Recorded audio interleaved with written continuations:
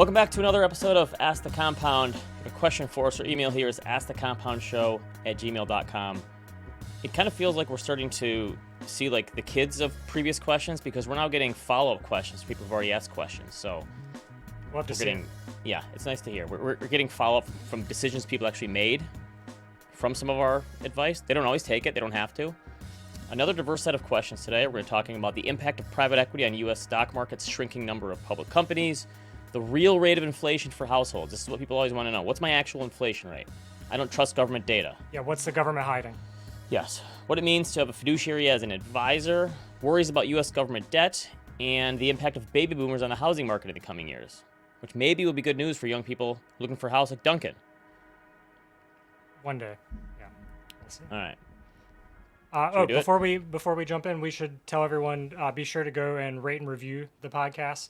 Last week, we reached a new record high. I believe we hit number 33. This was a screenshot a little before that, so number 36 on this. And a lot of good company there. See Odd Lots and all the hacks there. Great podcast.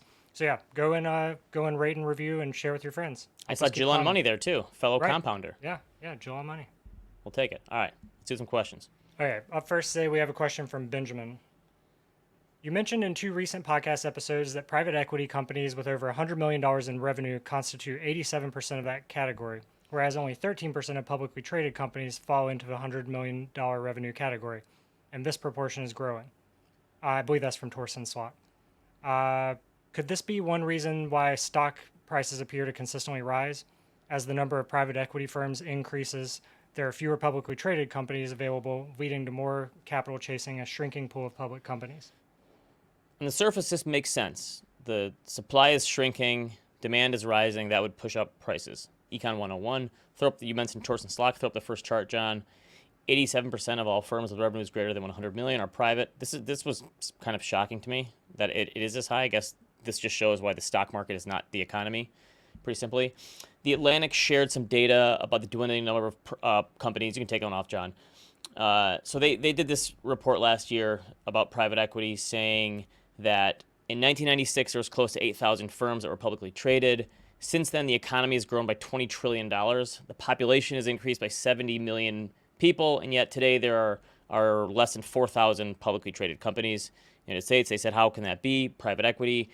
In 2000, private equity firms managed 4% of U.S. corporate equity. Today, that number is closer to 20%. So pretty big jump in private equity-owned companies. So 5 times larger as a proportion of the economy for private equity firms. In the 1970s, it was like $1 billion that buyout firms managed. Today, it's more than $4 trillion, depending on who you ask. John, you can do the next chart now. Dry powder, $2.5 trillion in dry powder alone. This is globally. There are many global firms now, so tons of money sitting on the sidelines waiting to swoop in and buy some of these companies. So private equity is a huge part of the U.S. and global economy now. Now, next chart, John. This is from Barron's. This shows a shrinking number of public stocks. You can see in the 70s, this is the Wilshire 5,000, which is kind of funny. It came out in the mid-1970s, and it still didn't even have 5,000 companies yet. I guess it was just hopeful. But it hit more than 7,000 in mid-1990s. It has shrunk since then to now like 3,500. So the number of public companies is more than half. This is a good proxy for the entire U.S. stock market. I looked at this today. The Russell 3000 currently consists of less than 2,700 stocks. The Russell 2000, which is a 2,000, should be take away the Russell 1000. That's the largest 1,000 stocks. There's still 1,000 in there. But the Russell 2000 is what's ever left over. That's like a little less than 1,700 stocks. So we almost have false advertising by the indexes these days. So the supply-demand thing would seem to make sense, but there's more going on here. You have to actually look at the type of companies that make up the index to figure out where this really impacts, right? So that spike in new corporations in the 90s, it was pretty much an aberration of the dot-com bubble. It was these tiny, tiny microcap companies. Duncan, I'm sure you've traded penny stocks before. Oh, you know it. Let's be honest. I didn't even have to ask. So Vanguard looked at this phenomenon, and they found that the proportion of large, mid, and small caps is basically the same going back to 1979. And so that bump in the 1990s came exclusively from microcap companies. That's because there wasn't so much VC and PE money sloshing around back then, and there was so much euphoria. These small companies cashed in. So in 1979, there's 2,000 microcap companies. In 1997, there's 4,200. By 2014, it's down to 1,500. It's something like that today. So microcaps made up 3% of the market in the late to mid 1990s. It's now like 1% of the market. So yeah, they've taken a little bit out, but it's a sliver of the whole market. So it was mostly these companies that went out of business because they just cashed in on the dot-com boom of people wanting to go public and people giving them money because they put .com in their name. And so that was more of the aberration than anything. There are fewer companies, and private equity has eaten up a lot of those, and M&A and all these things. But my twins, they have these piggy banks still. Have you heard of these piggy banks where if you put a coin in, it will tell you what kind of coin it is and count it for you? It's kind of cool. That's So you put pretty the cool. dime, nickel, quarter, and it can count it depending on the size. It tells you. So my kids have these, and they were bored the other day, so they're counting all the money they have in their piggy banks. So they have all the change, and they have these dollar bills. And my daughter thinks she's richer than my son because she has like 7 $1 bills, and he has one $20 bill. And he's mad because he's like, she's richer than me. I'm like, no. You got, obviously I need to work on financial literacy in my household a little bit. But that's all that's going on here. You got rid of those 7 $1 bills, and now you have a $20 bill, and you're doing better because of it. And so I think you could argue the remaining companies have better quality, and that's exactly what Michael Mauboussin argued. John, throw up this. He did a paper in 2017 about the incredible shrinking universe of stocks, and here's the takeaway from him. As a result of these shrinking number of stocks, listed companies today are on average larger, older, and more profitable than they were 20 years ago. Further, they operate in industries that are generally more concentrated. We've talked about concentration a lot on the stock market. The overall size and maturity of listed companies means they're more likely to pay out cash to shareholders in the form of dividends and share buybacks than companies were in the past. He also speculates that this is one of the reasons it's harder to beat the market because it's more concentration. These companies are more high quality, more mature. And so it's actually probably a better environment. So in this sense, it makes sense where we've created this environment that's harder to beat the market. But taking away those little microcap companies is not really impacting the overall stock market at all. So there are many reasons the stock market is up over the long term. The number of stocks in the market itself is not one of them. I think that's something that blew my mind when I first got into the stock market is just how big a company can be and still be considered small in the market. You know, like $100 million market cap stock is small, right? Or So is that pretty even tiny, a right? micro cap? What I don't actually know the distinction between It might small. be like 150 now. Yeah, so that probably would be. Yeah, that's crazy.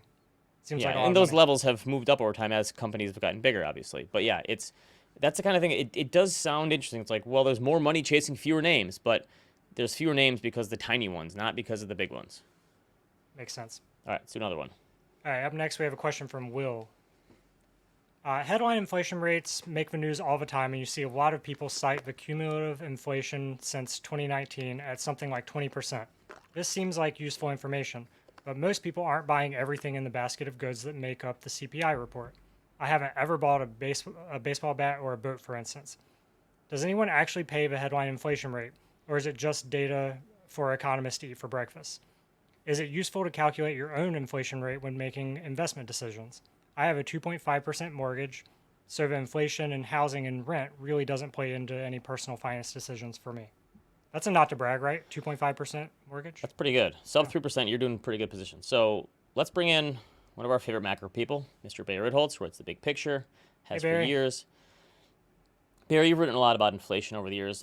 This is a pretty apt question, I think, because it's true. You take the average inflation rate, and they try to do as best that they can, but any individual household is going to see a wide range of results around that average. It's kind of like the stock market every year. I always say you never get average returns in the stock market. It's always really high or really low. And the inflation rate is, and I think this is one of the reasons people are so mad about inflation, because they look at their own budget or their own bottom line and they say, there's no way that inflation rate is representative of me, because it's not.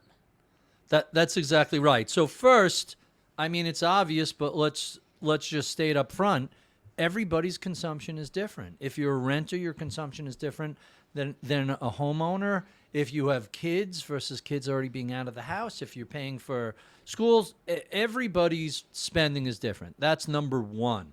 So the idea is let's take an average. That's what BLS tries to do. And I always caveat any discussion of models with the great quote from the statistics professor George Box: all models are wrong, but some are useful. In other words, when we try and use numbers to depict the world around us, you're just getting a modeled image. It's our imagining of how can I depict the world and changing prices, for example, on a spreadsheet. So it's never going to be perfect, But the fascinating thing is when we look at other methods of measuring inflation, MIT has this fascinating project called the Billion Price Project. They use technology to scrape everything that's listed for sale on the internet, and literally billions of items. And surprisingly, it more or less tracks what BLS does with CPI or PCE, either Consumer Price Index or the personal consumption expenditures. Both of those are tracked that way. But then lastly, and I think this is something that I don't hear a lot of people talking about, maybe this will be a blog post next week. Inflation is super visible. You see gas prices, they're on 6-foot tall numbers at the top of 40-foot tall poles, but your wage gains, they're invisible. They just magically show up in your account through direct deposit. You don't even notice it. The question asked, cumulative inflation since the pandemic is 20%, but a chart we used last quarter in our quarterly call showed wage gains over that period were 22%. So even though you're making more than inflation, it doesn't feel that way. The wage gains just kind of sneak in. Can you imagine if everyone's wage gains were put in front of their house on a big sign like gas prices? Just pounding over the head with it every day? Gas prices are such a great example. Gas is the exact same price it was 15 years ago. Right, and an inflation-adjusted basis, gas is way cheaper than it was. It's dirt cheap, and cars are more efficient. So you're going more, forget even electrics or hybrids. An ICE car is much more efficient today than 15 years ago. But I don't hear people walking around and saying, and by the way, you guys know I got a bunch of cars, and I'm always tanking them up, even the hybrids. And so I'm very aware of the fact that it's the same $40, $50, $60 to fill up a gas tank as it was 10, 15, 20 years ago. And his point about the mortgage is a big one, too, because if you did lock in a low mortgage, I always said this right when inflation started taking off. I have a 3% mortgage rate. That's the best inflation hedge on the planet right there, because my mortgage is fixed, and I'm now paying a lower interest rate than the inflation rate. And to show you how little we appreciate how good we have it, most people don't realize the rest of the world does not have fixed rate mortgages. They fluctuate, and that's why you're seeing other central banks around the world cut rates already, because people are screaming that their mortgages... Canada, Europe, all of those. Right? People are cutting rates because that conduit to the economy, you get a much faster transmission mechanism from rate increases where people suddenly have to stop buying other things because their mortgages are costing them an extra few $100 or few $1,000s a month. So we don't appreciate how good we have it, regardless of whether you think inflation is 4%, 3%, 2%. Things are actually really good in the U.S. This guy asked about his personal inflation rate when making investment decisions. I mean, this is something we look at with our clients. It's like, it's not what is the actual inflation rate of the economy. It's what are you spending? How much is your spending changing each year based on the categories that you care about and where you shuffle your money around? That's what matters for everyone. He's got a 2.5% mortgage, and he's not buying a boat. His inflation rate is going to be way below average. Yes. As a boat guy, I can say it's what did you say? Bust out another 1,000? Is that what they call it? It's a boat unit. A boat unit is $1,000. It's always car units are $100. House units are $10,000. Anytime you need something done in a boat, it's $1,000. Listen, I'm just happy I haven't taken out a dock yet. And I can't really consider myself a boat guy because I still call it parking instead of docking. So Go out on a quiet Thursday afternoon and just practice docking. You'll be fine. Well, no, that's what I did. I'm 2 years in now, so I actually know what I'm doing. But at first, when we got our boat, I told the guy I've literally never driven a boat before, and he thought I was kidding, and I was serious. And there's a whole nother conversation to be had on smarter spending. This was this week's At the Money. When you spend money on something that you create memories with your family, with your kids, with your friends, like I remember going fishing on a boat with my father 50 years ago. That memory is staying with me forever. Yeah. That's a great way to spend money. It's a great investment. I agree. It's an investment in deep, very memorable experiences. I have a boat question for you guys that maybe you know. So I live here in Norwalk, and there's lots of boats. We're right here near the water. I know a catamaran has 2 hulls. What's the ones that have 3 hulls? Trimaran. Is that a joke? Or No, trimaran. Oh, Google trimaran. it. Okay. Yep, So, absolutely. Duncan, I don't have just a pontoon. I have a tri-toon. Do Which you is really? 3. I do. My sister has true. a dual pontoon boat on the lake, and they're only allowed, I think it's like a 20 horsepower motor. And I'm like, my friend's skiff that he takes out to his mooring is that size. My only request was I needed an engine big enough to pull kids on the tube, and that's Right. what we got. That's I'm a great. boat guy too. I have an inflatable kayak. You know, so. That's That fun. matches the beard, Duncan. All right, let's do another question. Up next, we have a question from Tom. I read in my AARP bulletin the Labor Department has issued guidelines advising financial advisors that they must now act as fiduciaries solely to the benefit of their clients. They can no longer steer clients toward investments that boost fees to their benefit. Can you expound upon this and explain how anyone could possibly know if their advisor has been doing this or is now complying? You can't simply ask them. I have no faith I'd get an honest answer. I've asked you this before, Ben. Like, what is the mechanism here to make sure that someone is a fiduciary and they're not just saying they're a fiduciary? This is one of the Tom asked this question. This is one of the hard parts about it because most clients and regular people have no idea what the difference is. They assume anyone who says they're an advisor is an advisor. So, Barry, you probably came up kind of in the older model where it was more transactional in nature and it was brokers. So maybe you can talk a little bit about that sort of model, and then we can transition to what an actual fiduciary is. Sure. So most of my career, my clients were brokers on the sell side. And brokers have a standard that is called suitability, which I kind of describe as try not to sell biotech IPOs to grandma. That's what suitability is. As opposed to what is in the best interest of the client, which is the fiduciary side. Ben, you're a CFP. CFPs are fiduciaries. Ritholtz Wealth Management is an RIA, a registered investment advisor. We're fiduciaries. Tell us how people can distinguish between the two. Technically, I'm a CFA, so I don't know if I fall that's into there, right. but close enough. Who is the double threat in the firm? That's a CFA, CFP? Is that Blair? Oh, Blair. Blair. Yeah, she's got them That's both. right. Which I didn't feel like taking that many tests. But I learned about the fiduciary duty from all the nonprofits I worked with early in my career, where all the board members and the people who were looking over this money were fiduciaries, and they had to learn about it because it's like you're on the hook for your decisions for these beneficiaries, and a lot of them were like, wait, what does that mean? So we had to explain it to them that you have to make you have to make decisions in the best interest of the clients and the beneficiary, whoever's going to get the money. And that means things like no conflicts of interest and no overcharging fees and no putting people into investments where there is a conflict where you're getting some sort of kickback or something.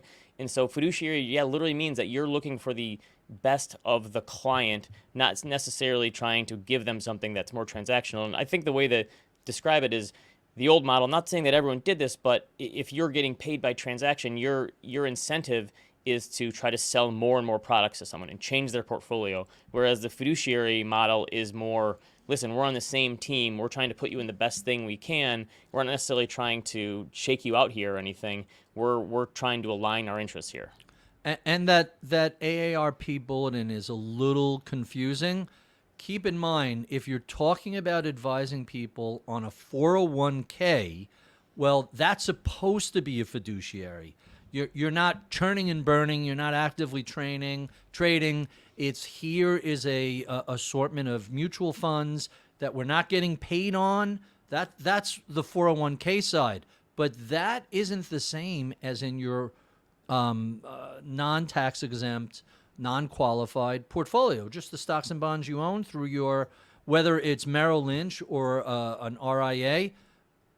If a firm is a fiduciary, they will absolutely tell you and say, you can ask for sure. right. They will say, and the question you have to ask isn't, the FINRA has come up with these wacky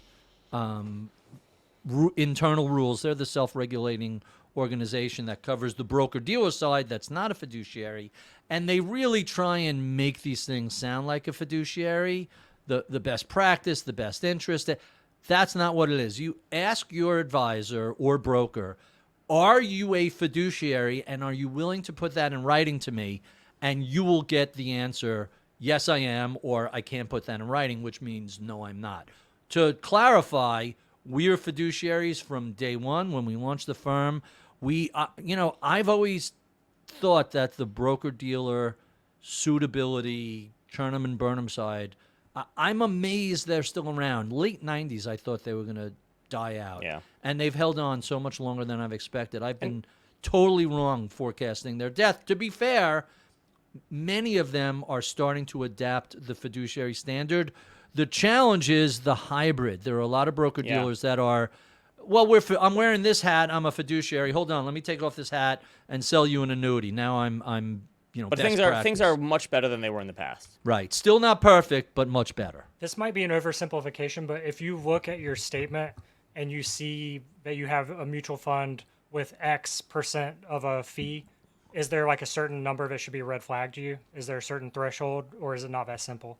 I mean, it Lower could is depend on the better. type of fund, but yeah, if it's a stock mutual fund, and it depends on if it's an active fund or an index fund, right? So that, but yeah, lower is obviously better. Like it's an if you alternative fund, look but- in there and see 2 point something percent on something, is that a red flag, or is it not? Is it not that simple? Yes, No, that's a red 2% is a red flag. Okay, all right. Considering you could go to the Vanguard total market, it's 3, 4, 5 bips. They're nothing these days. Okay. Yeah, but to your point, Duncan, a lot of people don't know what the right benchmarks are or the questions to ask, and it's just kind of like, well, this person says they're an advisor, so they're an advisor, and they don't know. Yeah. And is there one place where someone can look and see their management fee and all of the underlying fees of their holdings, or do they literally have to go in and look at their statement and each Well, that's a individual question fund? that you should be asking too, but it is sometimes easy for these people to hide fees depending on the products they're using. If they're selling with a built-in fee or a built-in kickback to them, if it's an insurance product. So that sometimes can be a hard question to answer. But that's another thing is, what's my all-in fee? What am I paying you, the advisor? What am I paying expenses on my portfolio? And Give me it all. that should be clear in the fee agreement you sign when you first hire that particular person. You should get a separate fee agreement that says, here's what it'll cost, here's what will lead this to change. With us, the more money you give us, the lower the fee goes. And there should also be very explicit terms. If we do this, or that, there may be an extra fee. It should never be a surprise. It should always be And disclosed. we've heard from a lot of prospective clients who say, my old advisor told me I'm paying him this, and we look into things and we go, actually, you were paying way more than that. You didn't. You had no idea, and it is easy for people to miss completely what they're paying. It's still, to this day, it still shocks me. Your accountant is a fiduciary. Your lawyer is a fiduciary. Even your doctor and healthcare professional has certain fiduciary obligations. Shouldn't your financial advisor owe more to you than a used car salesman? But that's what the broker-dealer side is. There's no putting the client first. It's always about, how can we maximize revenue on this client? How many organs can we harvest and sell in order to generate a higher profit and loss statement? It's perplexed me for decades. It's finally moving in the right direction. They'll regulate Roaring Kitty before they do that, right? Yeah, he's not a fiduciary. All right, another All right. question. Yeah, Wall Street Bet's not a fiduciary. Okay, up next we have a question from Jonas. I'd love to hear you talk about concerns over the national debt and how pundits and doomers seem to think a market pullback is looming due to government spending propping things up so much. And that last part they're quoting. I don't know enough about the macro side to have a strong argument, but why does a seemingly inevitable or at least necessary pullback in government spending have to mean a pullback in the markets? Was excessive government spending really the biggest driver behind Apple topping $3 trillion in market cap? Or Nvidia having a huge surge? When clients want to talk about their concerns over politics, we always go back to the fact that we own companies run by CEOs with a mandate to grow shareholder value, and irrespective of the tax or regulatory landscape, they will find a way to grow earnings, or they'll be replaced by someone who can. With the worst of these clients, it always seems to come back to, yeah, but I just don't know now because of blank. What are your thoughts? All right, Barry, you've written a lot over the years about keeping politics out of your portfolio. I want to get to that, but I want to just walk through a few things first, a few visuals. So John, throw up the first one. I love this Time magazine cover from 1973. Is the U.S. going broke? I feel like this is just something that every generation worries about when it comes to government debt. Next one. This one seems kind of scary. This is U.S. government interest payments. You can see this huge upswing since the pandemic, and people look at this chart and they go, "Oh my gosh, this looks like Nvidia's chart for how much we're paying out." But you have to put this into context, because that big number, what does it mean in terms of what? What's the denominator? So John, show up the next one. This is interest as a percent of gross domestic product. It is higher, but this number was actually much higher than it is today in the 80s and 90s. So we were paying a higher proportion of economic growth of the size of the economy in terms of interest back in the 80s and 90s. Interest rates were a little higher back then, but it's not like things are completely out of control. So my thinking on this is if the economy continues to grow, government debt will too. So, I guess, Barry, my question to you is when should people actually care about government debt being a problem? I have to answer that by saying I don't know. Ever since I was in college 100 years ago, I've been hearing that the U.S. was going broke. Literally, my entire entire Just adult wait, life. it's coming. It It's keeps coming. building and building. It's coming. And not only is the U.S. going broke, but the warnings have been very specific. All of this deficit spending is going to choke out private capital. It's going to reduce innovation and new company formation. The cost of borrowing will skyrocket. The U.S. dollar is going to be devastated. Yeah, that's a big one. The dollar is going to collapse. That's right? been a big one. Rampant inflation, and finally, deficits are a drag on the overall economy. But here's the big takeaway. Not a single one of these things has come true. The U.S. dollar is still king dollar. Where are you going to go? The Chinese yuan or the euro? What's the alternative? Right. There is no alternative to the U.S. dollar. It's still relatively cheap for the U.S. government to borrow, and the only reason it's become pricier is because the U.S. central bank has raised rates. We haven't seen crowding out private capital. The economy is sloshing with private capital. There's a ton of innovation. There's record high new business formations. When someone keeps crying wolf, as the metaphor goes, you can't take them all that seriously. When you say we're going to have deficits and here's all the damage it'll cause, and 50 years later, none of those things have come true. This Newsweek story is 1973. It's just about 51 years later. Nothing that was warned about back then has come true. And so how seriously can you take these concerns? I'm sure there's a point where deficit spending is problematic. Keep in mind, countries like Japan, their way worse deficits than are us. double and triple us. Yeah. They're, as you pointed out, the 1989 bubble and Japanese pop was like 4 or 5x our dot-com crash. They're running giant deficits. They have terrible demographic problems, and they seem to be doing fine. Yeah, and the other one is people are going to stop buying treasuries. It's kind of funny, though, because the higher interest rates make treasuries more attractive. Those interest payments, the government is paying out, that liability to the government is an asset to someone else. People are receiving more money now because of this. So I think this question also gets down to the politics of it, which I said you've written a lot about. And in this, I think this must be an advisor asking about clients who come to them with these fears. So share some thoughts on the politics in your portfolio thing, which I think is always a terrible idea. So first, anything political is very emotional. Is the simplest way to describe that. And it's never been more emotional than it is now, it seems like. Right. And so emotions are really a bad way to think about your portfolios. But second, you can't help but notice that the party that's out of power seems to always complain about deficits, and the party that's in power is very happy to deficit spend. And then as soon as they switch, suddenly the party that was in power but's now out. Now, and really what they're saying is we object to their policies and we're going to use deficits as a cudgel. Historically, there have been big deficit increases under both parties. The two biggest offenders in the past 20, 30 years have been George Bush with the cost of the Iraq War and Afghanistan War was huge, plus the Bush tax cuts. And then we're seeing the same thing under President Trump. Huge unpaid for tax cuts. Listen, I love tax cuts, but unfunded tax cuts are deficit spending. Deficit has gone up under Biden, but from a very high level. And so in raw numbers, it's still huge. But compared to Trump and Bush, those are the two most profligate spenders in recent And to your memory. point, there's no line in the sand. It's like once you pass this threshold, there's no going back. We don't know what that is. There could be a point. We can't say never with these things. That's there could be right. a point where it does become problematic. But I think you could say most of that spending during the pandemic, the alternative of not spending the money would have been a lot worse. I always say to people, which is worse, a surge in inflation, which all that monetary stimulus caused, or a surge in unemployment up to, I don't know, 15, 20, 25%? The Great Depression, 25 to 30% unemployment. Who the hell wants to live through that?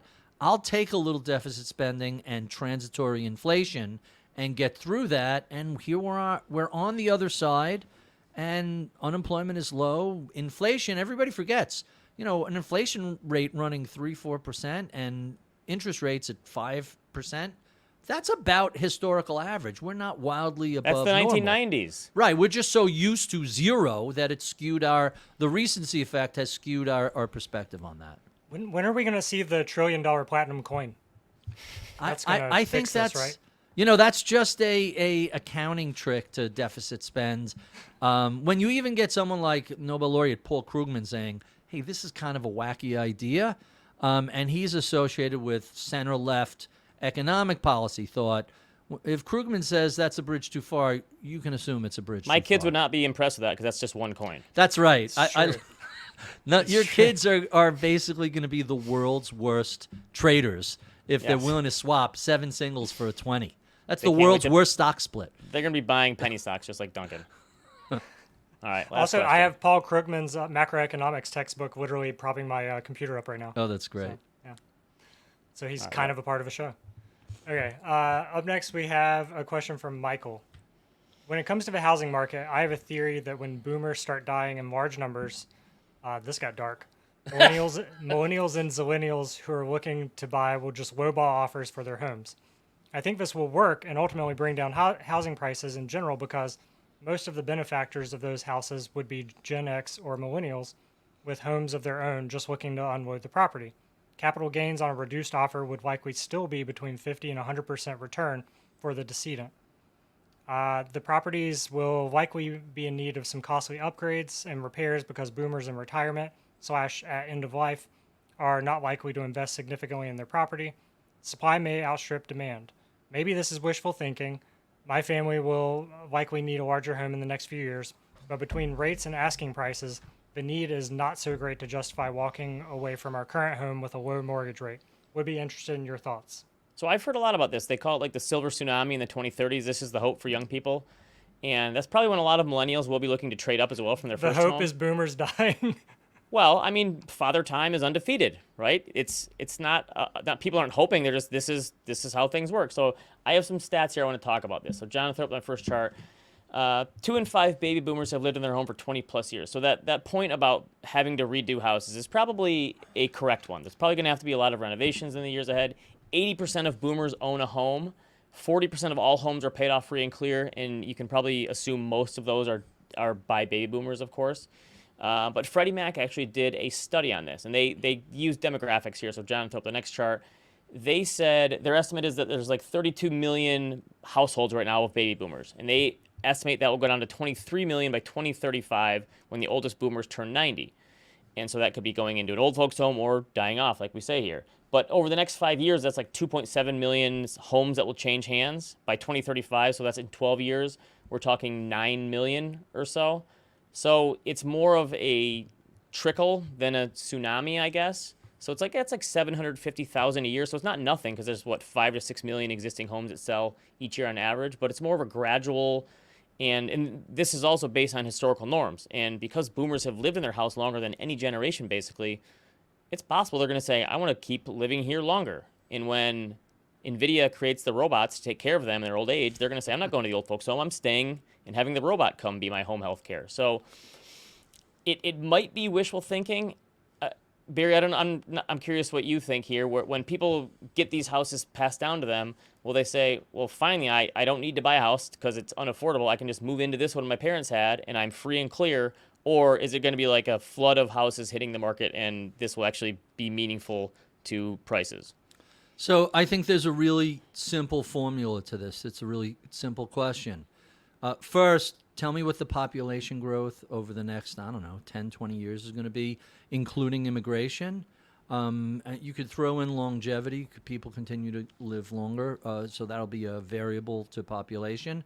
And second, tell me how many new houses are going to be built over that same period of time. And the formula is supply versus demand plus interest rates. And that'll tell you where home prices will be.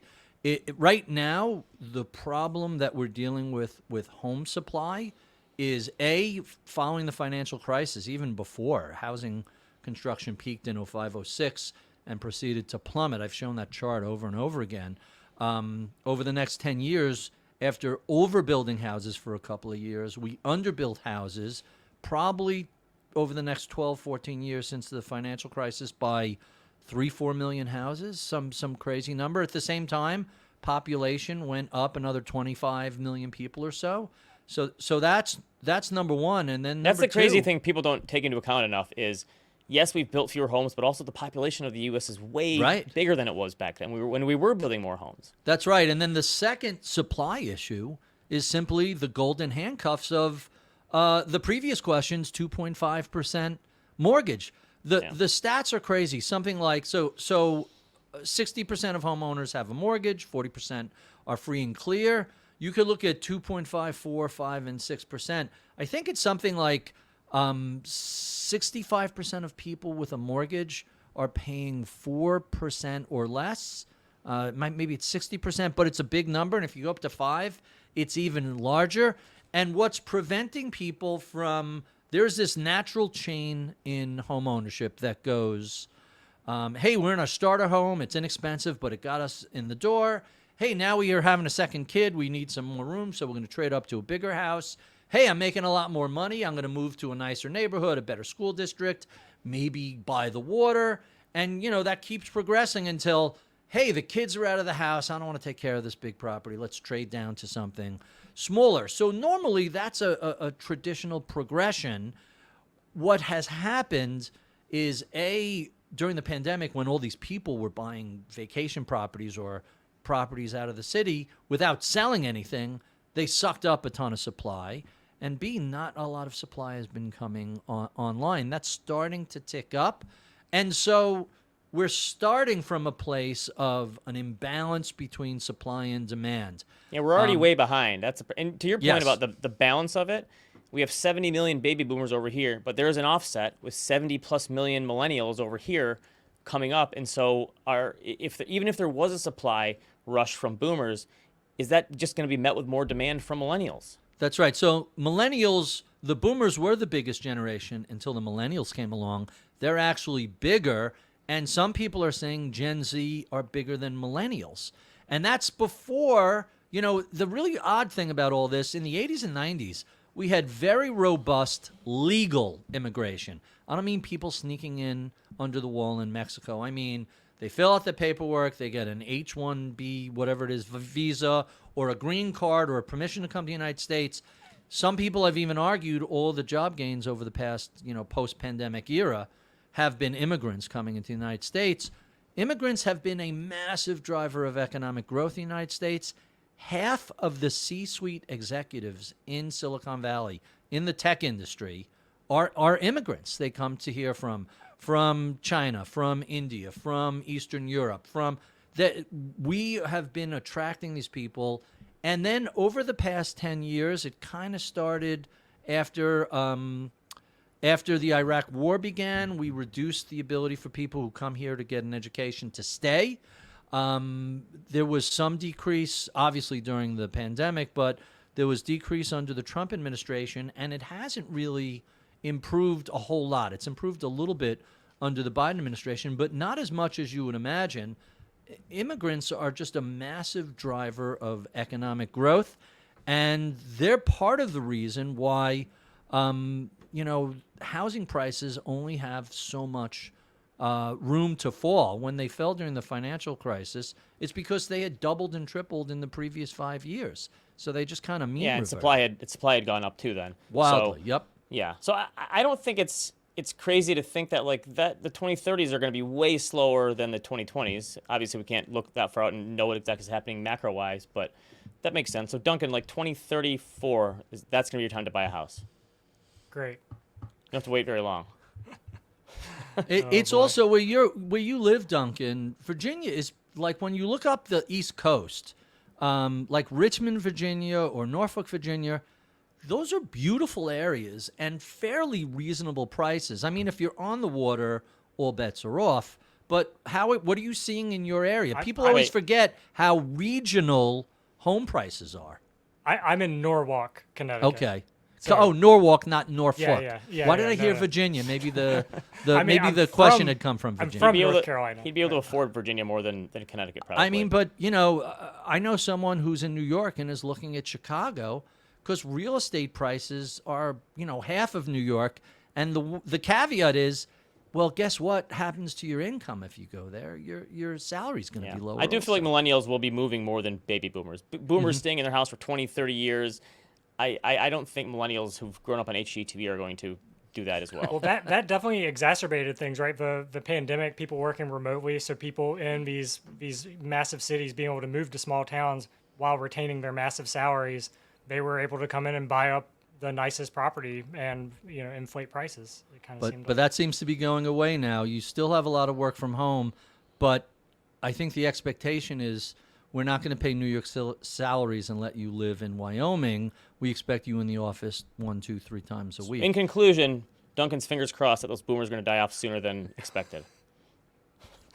Oh no. All right. Thanks to Barry, as always, for coming on the show. Check out the new podcast, At the Money, which is a shorter version. I like it. What is it, 15 minutes long or so? Not 10 even minutes? 10 minutes, expert conversations with people about things that affect your money. And always can't good believe we- music. I can't believe they keep you to 15 minutes, Barry. It's very purposeful. They asked me to do a second one. I said, only if it could be short. All right. Masters in Business, the big picture, all that. Email us, askthecompoundshow@gmail.com. Leave us a comment or question on YouTube. Give us a review on iTunes. Subscribe, and then we will see you next week. See you, everyone.